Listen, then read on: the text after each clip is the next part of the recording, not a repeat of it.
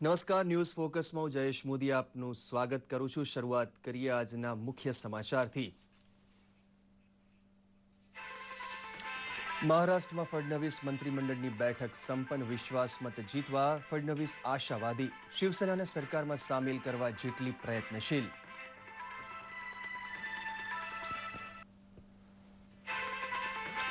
વિશ્વના સૌથી મોટા લોકશાહી પક્ષ બનવાના લક્ષ્યાંક સાથે ભાજપની સભ્ય નોંધણી ઝુંબેશનો પ્રારંભ. આદર્શ રાજકીય કાર્યકર પ્રજાનો હમદર્દ બને તેવી અપેક્ષા રજૂ કરતા પ્રધાનમંત્રી મોદી. નીલોફર દરિયામાં જ સમાતા કાંઠા વિસ્તારમાં પુનઃ જનજીવન ધબક્યું. માછીમારો માછીમારી માટે દરિયામાં પાછા ફર્યા. તંત્ર હજી પણ એલર્ટ.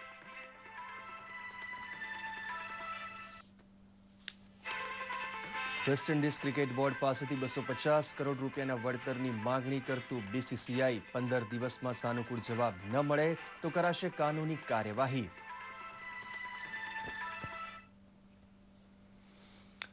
જોઈએ સમાચાર વિગતવાર.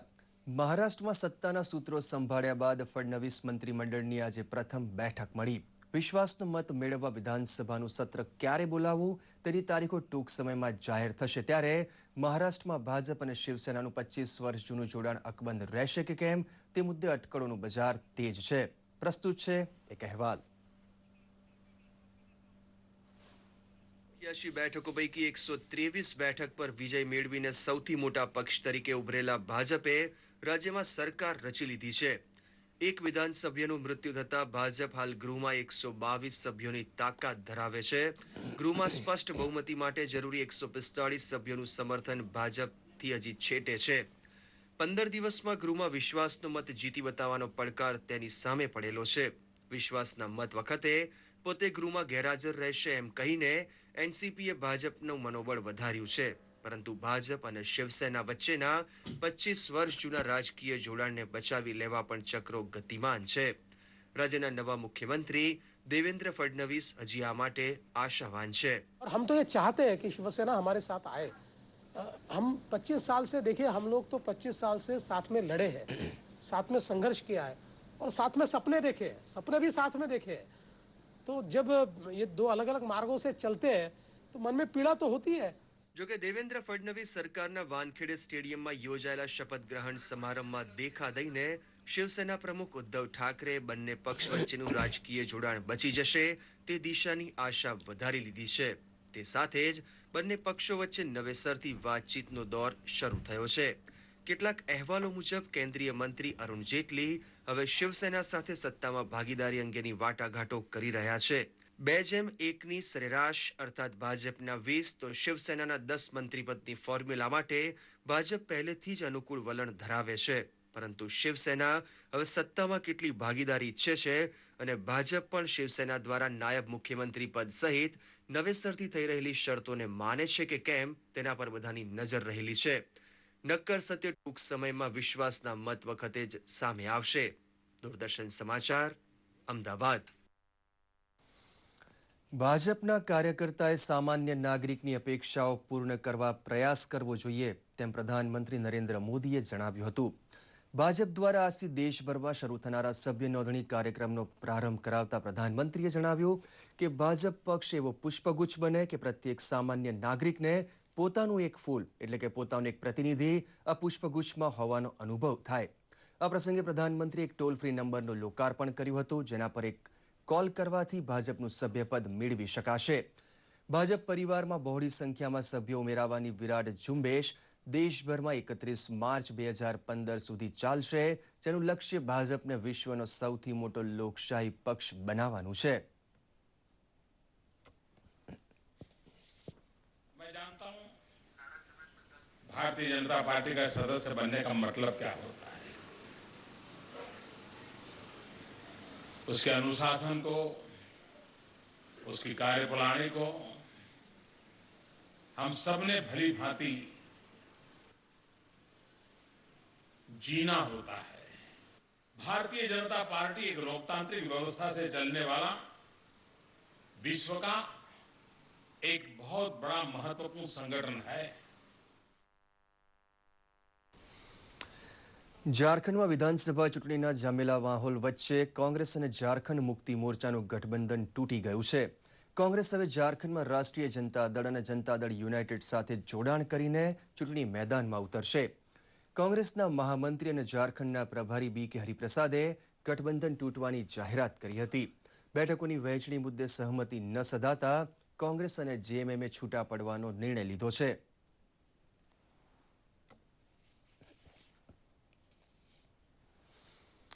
બિહાર વિધાનસભાના અધ્યક્ષ ઉદય નારાયણ ચૌધરીએ જેડીયુના 4 ધારાસભ્યોનું વિધાનસભ્ય પદ રદ કર્યું છે.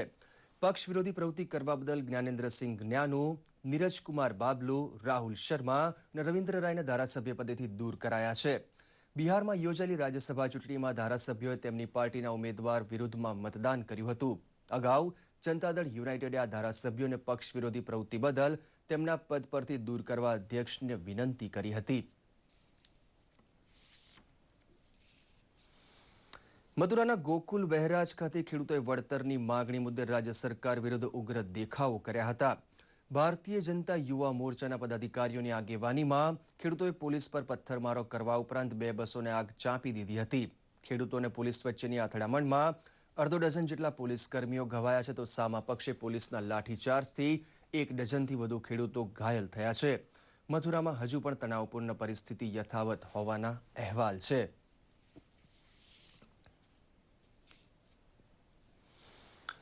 દરિયાપુર વોર્ડમાંથી માત્ર 1 મતથી કોર્પોરેટર તરીકે ચૂંટાયેલા સરદાર વલ્લભભાઈ પટેલે અમદાવાદમાં 222 દિવસ સુધી સ્વચ્છતા અભિયાન ચલાવ્યું હતું. સરદાર સાહેબની કેટલીક અજાણી વાતો સંદર્ભે પ્રસ્તુત છે દૂરદર્શનના સંવાદદાતા અને ઇતિહાસકાર રિઝવાન કાદરી વચ્ચેની વાતચીતના અંશો. सरदार पटेल के बारे में बात करते हैं डॉक्टर रिजवान कादरी से. कादरी साहब, 1917 से लेकर के जिस तरह से उनका सफर शुरू हुआ अहमदाबाद के साथ, वो रिश्ता किस तरह देखते हैं? सरदार का अहमदाबाद म्यूनिसिपालिटी के साथ करीबन 3800 दिन का नाता है एज ए काउंसलर. सरदार 1924 से 28 1555 दिन as a president Ahmedabad municipality के रहे. मगर सबसे चौंका देने वाली बात यह है कि इनका जो पहला चुनाव था, सार्वजनिक जीवन का पहला चुनाव, जो अहमदाबाद म्यूनिसिपालिटी के दरियापुर वार्ड का बाई इलेक्शन था, उसमें सरदार सिर्फ और सिर्फ 1 मत से विजेता घोषित हुए थे. आज तक मेरा ऐसा मानना है कि अहमदाबाद में ऐसा इतना क्रूशियल चुनाव कोई हुआ नहीं है. नरेंद्र मोदी प्रधानमंत्री के तौर पर उन्होंने दिल्ली में सत्ता संभाली. उसके बाद उन्होंने पूरे देश भर में 2 अक्टूबर को शुरू किया स्वच्छता अभियान. यहाँ पर नगर पालिका में अहमदाबाद में सरदार पटेल सैनिटरी कमिश्नर थे, कमेटी के अध्यक्ष थे. तो उन्होंने जो किस तरह सफाई की शुरुआत की और उसको नरेंद्र मोदी जी के अभियान से कैसे जोड़ा जा सकता है? मोदी जी सरदार को बहुत ही अच्छी तरह जानते हैं, समझते हैं. 1917 में अहमदाबाद के अंदर थोड़े थोड़े दिन को प्लेग, डिप्थेरिया, इन्फ्लुएंजा ऐसी बीमारियां आती थी. जब सरदार सार्वजनिक जीवन में नए थे तब सैनिटरी कमेटी के मेंबर थे. उस मेंबर होने के नाते उन्होंने रायगढ़ वार्ड में जबरदस्त अभियान चलाया था. उसी अभियान को 1924 में जब वे प्रेसिडेंट बने, अध्यक्ष बने म्यूनसिपालिटी के, और आगे लार्जर तौर पे उन्होंने किया.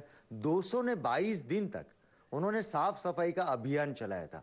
म्यूनसिपालिटी के प्रेसिडेंट सरदार स्वयं 7 बजे से 11 बजे तक हर वार्ड में जाते थे. हमने सुना कि गांधी जी उनको कूड़ाणु सरदार कहते थे, यानी कूड़ों का सरदार. ये क्या कहानी है? तो इसी अभियान को जब गांधी जी ने सराहना करते हुए अपने नवजीवन में उन्होंने लिखा कि જ્યાં कचरा पट्टी ना सरदार होय ત્યાં मारे कोई करवापणु होय नहीं. यानी जहाँ वल्लभभाई जैसे इस अभियान के लीडर हैं तो मुझे कोई करने की ज़रूरत नहीं है. नहीं तो मैं भी बाल्टी लेके आता, झाड़ू लेके आता, कलर और ब्रश लेके आता और इस अभियान में जुड़ जाता.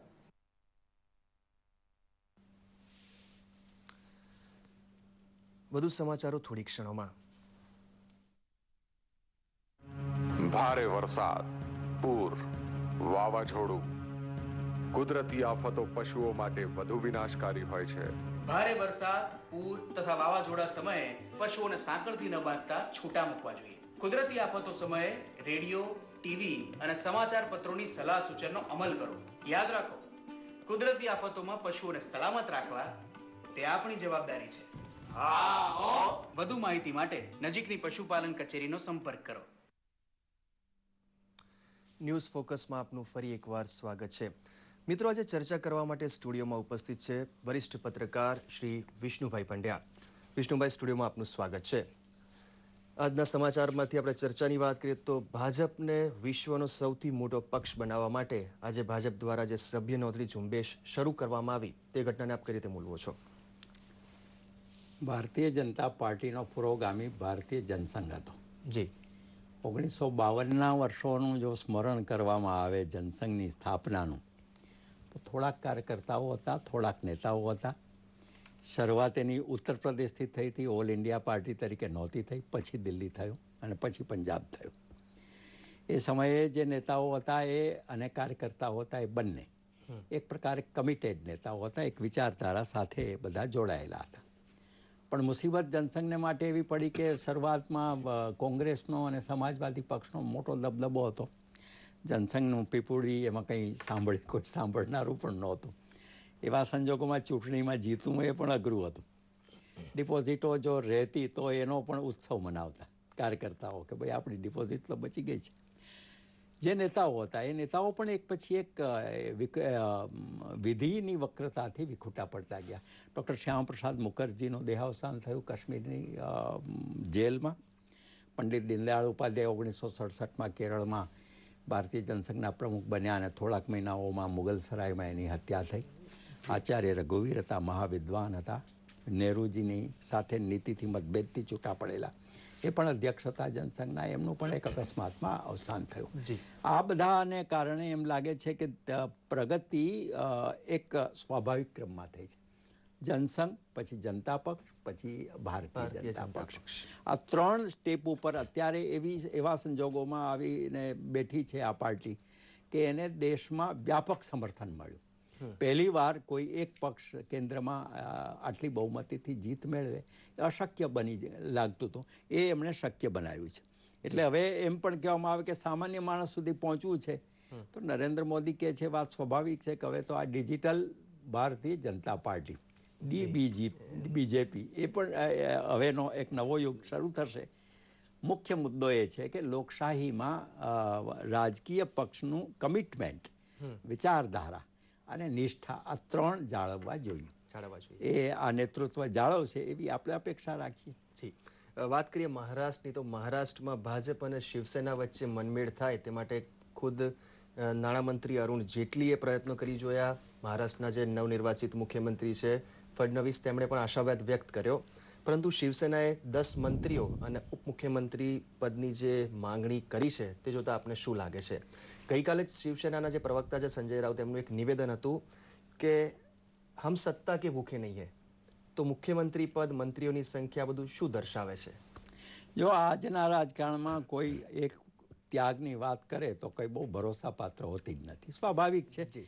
એટલે પોલિટિક્સ ઓફ ધ બાર્ગેનિંગ એ તો રહેવાનું. શિવસેનાને એમ છે કે ભારતીય જનતા પાર્ટી અમારી સાથે રહેશે અને મહારાષ્ટ્રનું જે રાજકારણ છે એમાં સ્વાભાવિક છે. એટલે જે કંઈ થોડું ઘણું મળ્યું, બધું મળે એમાંથી 50% મળી જાય. એક વાત નિશ્ચિત છે કે ભાજપ અને શિવસેના સાથે મળીને સરકાર ચલાવશે. શરૂઆતમાં ભલે લઘુમતીની સરકાર રચાય, 15 દિવસ પછી વિશ્વાસનો મત મેળવાય, ત્યાં સુધી આ બધી ટગ ઓફ વોર પણ ચાલ્યા કરે. પણ એ દરમિયાન અથવા તો એ પછી બંને પક્ષો પોતપોતાની સમજદારીપૂર્વક ગઠબંધન જાળવશે એવું આજનું મહારાષ્ટ્રના રાજકારણનું વાતાવરણ છે. જી. વાત કરીએ આપણે કોંગ્રેસ પાર્ટીની, તો કોંગ્રેસની એકચ્યુઅલી દશા માઠી બેઠી હોય એવું આપણે નથી લાગતું? દરેક રાજ્યમાં કોંગ્રેસ નબળી પડતી જાય છે અને વિરોધ પક્ષ વગરની સંસદ પણ કેવી લાગશે? વાત કરીએ ઝારખંડની, તો ગઈકાલે ઝારખંડમાં જેએમએમ અને કોંગ્રેસ છૂટા પડ્યા. જે તમિલનાડુની વાત કરીએ તો આજના જ સમાચાર છે કે તમિલનાડુમાં પણ પક્ષમાં ભંગાણ પડવાને આરે છે. તો આ બધી ઘટનાઓ અને કોંગ્રેસની દશા વિશે આપનું શું કહેવું છે? આ બધી ઘટનાઓના 2 મુખ્ય કારણો છે. એક તો 2014ની ચૂંટણી અને બીજું પક્ષમાં યોગ્ય, શક્તિશાળી, નિર્ણાયક નેતૃત્વનો અભાવ. To be or not to be આજે જે હાલત છે કોંગ્રેસ પક્ષમાં એવી ક્યારેય નહોતી. એના જવાહરલાલ નહેરુ, ગોવિંદ વલ્લભ પંત, પટ્ટાભી સીતારામૈયા, સરદાર સાહેબ, મૌલાના આઝાદ આવા મોટા ગજાના નેતાઓ હતા. અને કાર્યકર્તા પણ એટલી જ દ્રઢતાથી એની સાથે હતો. આજે બંનેનો અભાવ છે. નેતૃત્વ છે, શ્રીમતી સોનિયા ગાંધી નેતા છે, રાહુલ ગાંધી પણ એમની સાથે છે, પણ તે બંનેની છેલ્લા જે 5 વર્ષની જો કારકિર્દી જુઓ તો રાજનીતિક પક્ષ ચલાવવા માટેની એમની શક્તિ અસંભવ બની ગઈ છે. એ પુરવાર નથી, પ્રમાણિત થઈ શકે એમ નથી. એટલે દિગ્વિજયસિંહ જેવાને પણ કહેવું પડ્યું કે ભાઈ હવે બદલાવો નેતૃત્વ. 50% એમણે કહ્યું છે કે ભાઈ શ્રીમતી સોનિયાને બદલે રાહુલને લાવો. પણ ખરી વાત એ છે કે આખા કોંગ્રેસની જો કાયાપલટ ન થાય તો આવનારા દિવસોમાં કોંગ્રેસનું કેટલું અસ્તિત્વ રહેશે સવાલ છે. બીજી વાત, લોકતંત્રમાં વિરોધ પક્ષ અનિવાર્ય છે, પણ લોકતંત્રમાં એવો વિરોધ પક્ષ અનિવાર્ય છે કે જે ખરા અર્થમાં વિરોધ પક્ષ તરીકે કામ કરે. અગાઉ સમાજવાદી પાર્ટીએ કર્યું છે, જનસંઘે કર્યું છે, ક્રાંતિ દળે કર્યું છે. એવો વિરોધ પક્ષ બની શકે એમ છે. આજે તો આંદોલન કરવું હોય તો કોંગ્રેસના કાર્યકર્તાઓ આગા પાછા થઈ જાય છે, નેતાઓ આવતા નથી અને અંદરો અંદર એકબીજાની લડે છે. આજે દિગ્વિજયસિંહે કહ્યું તો બીજા 2-5 લોકોએ ના ના ના આ તો ન થાય, આમ કેમ કરાય, આવું બધું કહ્યું છે. એને કારણે એમણે વિરોધ પક્ષ તરીકે પોતાનો આખો કાયાપલટ કરવી પડે અને એને માટે એમણે છેક લાંબા ગાળાનો એક આખી યોજના બનાવવી પડે. વાત કરીએ આજના ન્યૂઝપેપરની તો ટાઈમ્સ ઓફ ઇન્ડિયાએ આજે પોતાના તંત્રી લેખની અંદર બ્લેક મનીના કિસ્સાને બ્લેક કોમેડી કીધી છે. તો તેમાં આપનું શું મંતવ્ય છે?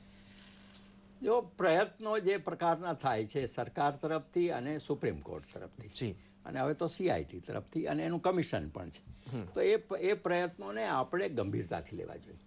કોઈ પણ અખબાર ઠીક છે કે એને પોતાની રીતે લે કે બ્લેક મની ને બ્લેક કોમેડી કે, પણ આ કોમેડી છે કે ટ્રેજેડી છે કે એ તો આવનારા દિવસો નક્કી કરશે. ખરા અર્થમાં એ છે કે સામાન્ય માણસથી માંડીને પોલિટિકલ પાર્ટી અને વહીવટી તંત્રથી માંડીને ઉદ્યોગપતિઓ બધામાં કેન્સર લાગેલું છે. તો એને દૂર કરવા માટે કેવળ કાયદાઓથી કામ નહીં ચાલે. કેમ કે સરકાર કરી નાખે, સરકારે ક્યારેય કંઈ કર્યું નથી અને અત્યારે કર્યું છે તો પણ એ વિચારમાં છે કે ત્યાં ટ્રીટી છે આપણી, એમાં શું કરશું. સ્વિટ્ઝરલેન્ડે ના પાડી દીધી, સ્વીડને ના પાડી દીધી કે નાના નામ જાહેર કરશો નહીં. એટલે આ આખો મામલો ગૂંચવાયેલો છે. ગૂંચવાયેલા મામલાનો એક જ રસ્તો છે કે વ્યક્તિ અને વ્યવસ્થાના પરિવર્તન માટેનું કોઈ સામાજિક આંદોલન, જેમ સ્વચ્છતા આંદોલન શરૂ થયું છે એમ કરવું પડે. હવે એ આપણે અપેક્ષા રાખીએ બધાની પાસે. હા, બધાની પાસે આપણે અપેક્ષા રાખીશું. આપ અમારા સ્ટુડિયોમાં આવે ને આટલી વિસ્તૃત માહિતી આપી તે બદલ આપનો ખૂબ ખૂબ આભાર વિષ્ણુભાઈ. મિત્રો, સમાચારમાં આગળ વધીએ. અરબી સમુદ્રમાં રચાયેલું વાવાઝોડું નીલોફર સમુદ્રમાં જ સમાઈ જતા ગુજરાતના દરિયાકાંઠાના વિસ્તારોમાં હવે જનજીવન પૂર્વવત બની રહ્યું છે. કચ્છમાં નલિયા સહિતના વિસ્તારોમાં આશંકા મુજબનો ભારે વરસાદ થયો નથી. જોકે હવામાન વિભાગે ઉત્તર ગુજરાત, સૌરાષ્ટ્ર, કચ્છ તેમજ દીવમાં ગાજવીજ સાથે વરસાદની આગાહી કરી હોવાથી વહીવટીતંત્રને સાવચેતીના પગલાંરૂપે હજુ આગામી 24 કલાક માટે એલર્ટ પર રખાયું છે. નીલોફરની તીવ્રતા ઘટતા હવે દીવ, જાફરાબાદ, કચ્છ સહિતના બંદરો પર માછીમારોએ દરિયામાં ફરીથી માછીમારી શરૂ કરી છે.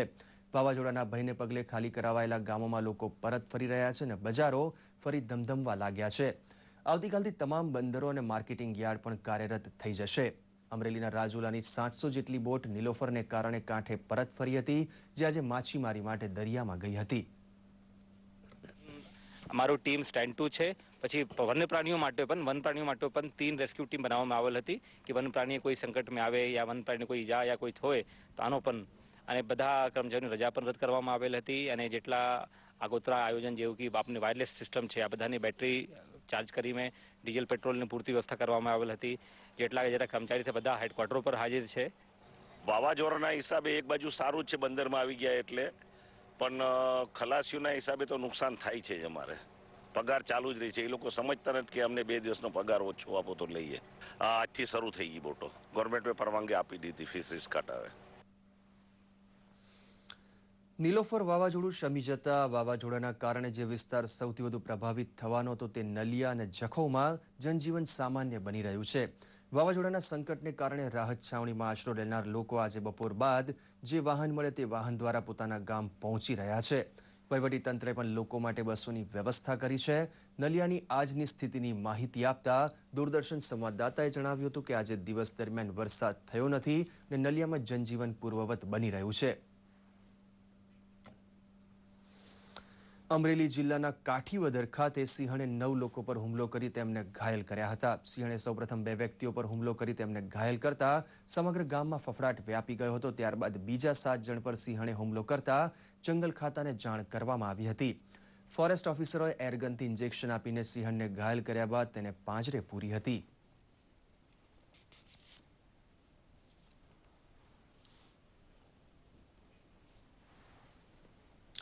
વેસ્ટ ઇન્ડિઝની ક્રિકેટ ટીમે ભારતનો પ્રવાસ અધવચ્ચે જ રદ કરી દેતા BCCI West Indies cricket board પાસે ₹250 કરોડના વળતરની માગણી કરી છે. આ વિવાદનો ઉકેલ ન આવે ત્યાં સુધી બીસીસીઆઈએ વેસ્ટ ઇન્ડિઝ ટીમ સાથે દ્વિપક્ષીય ક્રિકેટ સંબંધો પણ સ્થગિત કરી દીધા છે. વેસ્ટ ઇન્ડિઝ બોર્ડ દ્વારા આ મુદ્દે 15 દિવસમાં જવાબ ન અપાય તો ભારત કાયદાકીય પ્રક્રિયા હાથ ધરશે તેમ બીસીસીઆઈ સચિવ સંજય પટેલે જણાવ્યું છે. ધર્મશાલા ખાતે ચોથી વનડે રમ્યા બાદ વેસ્ટ ઇન્ડિઝના ખેલાડીઓ તેમના બોર્ડ સાથે ચાલી રહેલા વેતન વિવાદને લીધે અચાનક જ તેનો પ્રવાસ ટૂંકાવીને સ્વદેશ પરત ફર્યા હતા. અને હવે જોઈએ કેટલાક મહત્વના સમાચારો સંક્ષિપ્તમાં.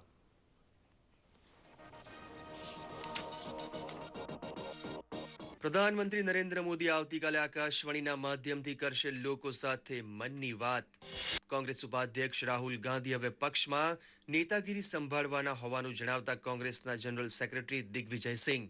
જોકે દિગ્વિજયસિંહના નિવેદનને તેમની વ્યક્તિગત માન્યતા ગણાવતા પાર્ટી પ્રવક્તા આનંદ શર્મા. વિદેશ મંત્રી સુષ્મા સ્વરાજ આજથી મોરિશિયસની 3 દિવસની મુલાકાતે આંતરરાષ્ટ્રીય સંમેલનને સંબોધવા ઉપરાંત 180માં અપ્રવાસી દિવસ કાર્યક્રમમાં ભાગ લેશે. બિહારના જમુઈ જિલ્લાના ગરહી ડેમમાં એક હોડી ઊંધી વળી જતા 5ના મોત, અન્ય 25 લાપતા. આજથી દેશના 6 મહાનગરો દિલ્હી, મુંબઈ, હૈદરાબાદ, બેંગલુરુ, ચેન્નઈ અને કોલકાતામાં એટીએમના ઉપયોગ માટેના નવા નિર્દેશો. એટીએમનો નિઃશુલ્ક ઉપયોગ મહિનામાં માત્ર 5 વખત જ થઈ શકશે. વધુ ઉપયોગ પર લાગશે ₹20નો ચાર્જ. અયોધ્યામાં 14 કોસી પરિક્રમાનો પ્રારંભ. 5 દિવસ ચાલનારી પરિક્રમામાં ચુસ્ત સલામતી વ્યવસ્થા માટે પોલીસ અને સીઆરપીએફ ખડે પગે. ઋત્વિક રોશન અને સુઝાનના થયા છૂટાછેડા. બાંદ્રાની ફેમિલી કોર્ટમાં બંનેની સહમતિના પગલે થયા છૂટાછેડા. મુકેશ અંબાણી અને નીતા અંબાણી આજે લેશે ગંગા આરતીમાં ભાગ. પાકિસ્તાનના પૂર્વ પ્રધાનમંત્રી સ્વર્ગીય બેનઝીર ભુટ્ટોના કાફલા પર વર્ષ 2007માં જીવલેણ હુમલો કરનાર તહેરીકે તાલિબાનના 2 ત્રાસવાદીને ઝડપતી પાકિસ્તાન પોલીસ. આઈએસઆઈએસના આતંકવાદીઓના કબજામાં રહેલા બેજી શહેરનો કબજો સરકારી દળોએ પરત મેળવી લીધો હોવાનો દાવો કરતું ઈરાકી સૈન્ય. કેલિફોર્નિયાના વર્જિન ગેલેક્ટિકના અવકાશયાનમાં પરીક્ષણ ઉડ્ડયન દરમિયાન વિસ્ફોટ થતા એક પાયલોટનું મોત, બીજો પાયલોટ ગંભીર. અવકાશયાનનો કાટમાળ પડ્યો મોહાબીના રણમાં. ફિફાએ આ વર્ષના શ્રેષ્ઠ ફૂટબોલ ખેલાડીની પસંદગી માટે 23 ખેલાડીઓની પ્રાથમિક યાદી તૈયાર કરી દીધી છે. તે યાદીમાંથી વર્ષના શ્રેષ્ઠ ખેલાડીની પસંદગી થશે. પ્રસ્તુત છે એક અહેવાલ. ફિફાએ આ વર્ષના શ્રેષ્ઠ ફૂટબોલ ખેલાડી પુરસ્કાર માટે 23 ખેલાડીઓની પ્રાથમિક યાદી તૈયાર કરી દીધી છે. યાદીમાં આર્જેન્ટિનાના લિયોનેલ મેસી, પોર્ટુગલના ક્રિસ્ટિયાનો રોનાલ્ડો અને બ્રાઝિલના સ્ટાર સ્ટ્રાઇકર નેમારનો પણ સમાવેશ થાય છે. યાદીમાં થોમસ લ્યુનર સહિત જર્મનીના સૌથી વધુ 6 ખેલાડીઓનો સમાવેશ છે. કોચ પુરસ્કાર માટે પસંદ થયેલા 10 નામો હાલ વિવાદોના ઘેરામાં છે. ફિફા ફૂટબોલ સમિતિ અને ફ્રાન્સ ફૂટબોલ સમિતિએ આ 23 ખેલાડીઓની યાદી તૈયાર કરી છે. બંને પુરસ્કાર માટે 3 નામોની જાહેરાત 1 ડિસેમ્બર સુધીમાં થઈ શકે છે અને 12 જાન્યુઆરીના રોજ જ્યુરિચમાં એવોર્ડ એનાયત થશે. આર્જેન્ટિનાના લાયોનેલ મેસી સૌથી વધુ 3 વાર શ્રેષ્ઠ ફૂટબોલ ખેલાડીનો પુરસ્કાર જીતી ચૂક્યા છે. ગયા વર્ષે પોર્ટુગલના રોનાલ્ડોએ આ પુરસ્કાર જીત્યો હતો. આંતરરાષ્ટ્રીય ટીમના કોચ, કપ્તાન અને વિશ્વભરના અગ્રણી પત્રકારોના મતે આ વર્ષે શ્રેષ્ઠ ફૂટબોલ ખેલાડીનો ખિતાબ કોના નામે જાય છે તે જાણવા વિશ્વ બેતાબ છે. દૂરદર્શન સમાચાર, અમદાવાદ. કાતિલ ઝડપે દોડતી મોટરની રેસ તો ટીવી ઉપર આપે ઘણી વખત જોઈ હશે, પરંતુ હમણાં ઓસ્ટ્રિયામાં ટચુકડા વિમાનોની હવાઈ રેસ યોજાઈ ગઈ. પ્રસ્તુત છે વિઘ્ન દોડ જેવા હવાઈ કરતબ કરતા વિમાનોની રેસની ઝલક. ઓસ્ટ્રિયામાં ટચુકડા વિમાનોની રોમાંચક એર રેસમાં બીજું સ્થાન પ્રાપ્ત કરવાની સાથે જ બ્રિટનના નીજેલ લેમ્બે 2014ની રેડ બુલ એર રેસ વિશ્વ ચેમ્પિયનશિપ જીતી લીધી. લેમ્બે પ્રથમ વખત આ ચેમ્પિયનશિપ જીતી છે. લેમ્બે સ્થાનિક સ્પર્ધક હેન્સ આર્ચને હાર આપી. આ ખિતાબ જીતવા માટે લેમ્બને સ્પીલ્સબર્ગમાં આયોજિત અંતિમ રેસમાં હેન્સ આર્ચને હરાવવાના હતા. જો કે આ રેસમાં આર્ચ ચોથું સ્થાન મેળવી શક્યા હતા અને વર્લ્ડ ચેમ્પિયનશિપમાં સતત ત્રીજા વર્ષે બીજા સ્થાન પર રહ્યા. Lamb, 58.052 seconds. Red Bull Air Race World Champion 2014.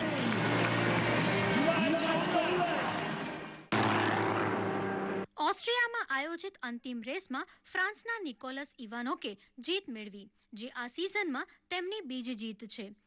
અગાઉ 2 ચેમ્પિયનશિપ જીતનારા બ્રિટનના પોલ બોનહન સ્પીલ્સબર્ગની રેસમાં છઠ્ઠા સ્થાને રહ્યા તથા ચેમ્પિયનશિપમાં ત્રીજા સ્થાને રહ્યા. દૂરદર્શન સમાચાર, અમદાવાદ. ભીષણ પૂરની થપાટમાંથી બેઠા થયેલા જમ્મુ કાશ્મીરમાં વિધાનસભા ચૂંટણીની જાહેરાત થવાથી આચાર સંહિતાના પગલે રાહત અને પુનર્વસનની કામગીરીમાં વિક્ષેપ પડી રહ્યો હોવાની દલીલ સાથે થયેલી અરજી મુદ્દે સુપ્રીમ કોર્ટે ચૂંટણી પંચને નોટિસ આપી છે. આ અરજીમાં જમ્મુ કાશ્મીરમાં આચાર સંહિતા હળવી કરવાની માંગણી કરાઈ છે. સુપ્રીમ કોર્ટે પણ જમ્મુ કાશ્મીરમાં આચાર સંહિતા હળવી કરવી જોઈએ તેવો મત વ્યક્ત કર્યો હતો. દરમિયાન 1984ના શીખ વિરોધી રમખાણોમાં મૃત્યુ પામેલાઓના પરિવારજનોને 5 લાખના વળતરની જાહેરાત કરવા મુદ્દે ચૂંટણી પંચે કેન્દ્ર સરકાર પાસે જવાબ માંગ્યો છે. હાલ ચૂંટણી આચાર સંહિતા અમલમાં હોવાથી કેન્દ્રની આ જાહેરાત મુદ્દે ચૂંટણી પંચે લાલ આંખ કરી છે. કટકના બારામતી સ્ટેડિયમ ખાતે ભારત શ્રીલંકા વચ્ચે રવિવારથી શરૂ થનારી 5 મેચની એક દિવસીય શ્રેણીનો પહેલી મેચ રમાશે. શ્રીલંકાની ટીમ કેપ્ટન એન્જેલો મેથ્યુઝની આગેવાનીમાં આ વર્ષે આઈસીસીની સૌથી સફળ ટીમ રહી છે. જોકે શ્રીલંકન ટીમને ભારતમાં ક્યારેય ધારી સફળતા મળી નથી. ભારતના નિયમિત કેપ્ટન મહેન્દ્રસિંહ ધોનીને પ્રથમ 3 મેચ માટે આરામ અપાયો છે. તેના સ્થાને વિરાટ કોહલીને કેપ્ટન બનાવાયા છે. અંતમાં મુખ્ય સમાચાર ફરી એકવાર.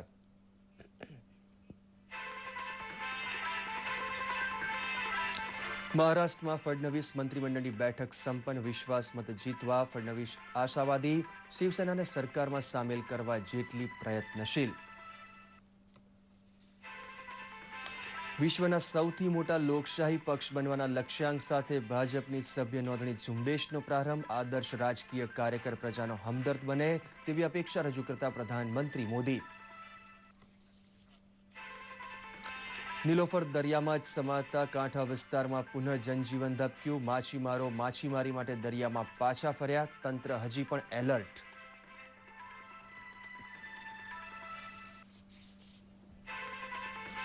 વેસ્ટ ઇન્ડિઝ ક્રિકેટ બોર્ડ પાસેથી 250 કરોડ રૂપિયાના વળતરની માંગણી કરતું બીસીસીઆઈ. 15 દિવસમાં સાનુકૂળ જવાબ ન મળે તો કરાશે કાનૂની કાર્યવાહી. તો આ સાથે જ આજનો ન્યૂઝ ફોકસ અહીં સમાપ્ત કરીએ છીએ. નમસ્કાર.